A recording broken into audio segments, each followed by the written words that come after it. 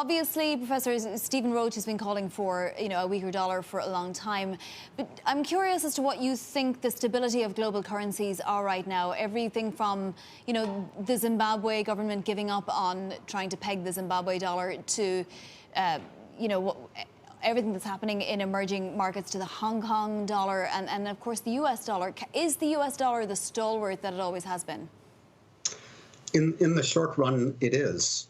Its dominant position has been reinforced by the steps that the Fed has taken in the early stages of the crisis with renewed swap lines for Mexico and Brazil and South Korea and Singapore, with a Treasury repo facility for other central banks. The U.S. Treasury bond market is still the single most liquid market in the world, so everybody rushes into it in the early stages of a crisis.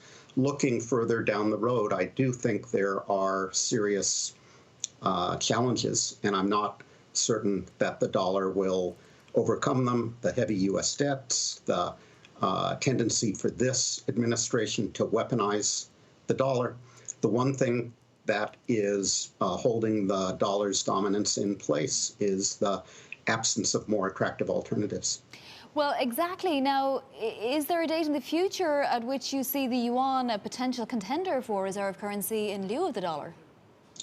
I'm betting on the euro instead. If Europe is really experiencing a Hamiltonian moment, if it's moving slowly but surely in the direction of fiscal federalism, then I think the euro has potential to rival the dollar.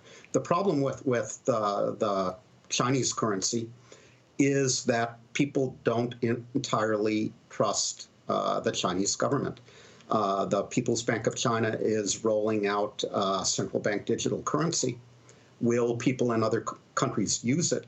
Not if they fear there's a backdoor there, a digital ID, and their transactions can be tracked. And those are the kind of policies more broadly that the Chinese government pursues.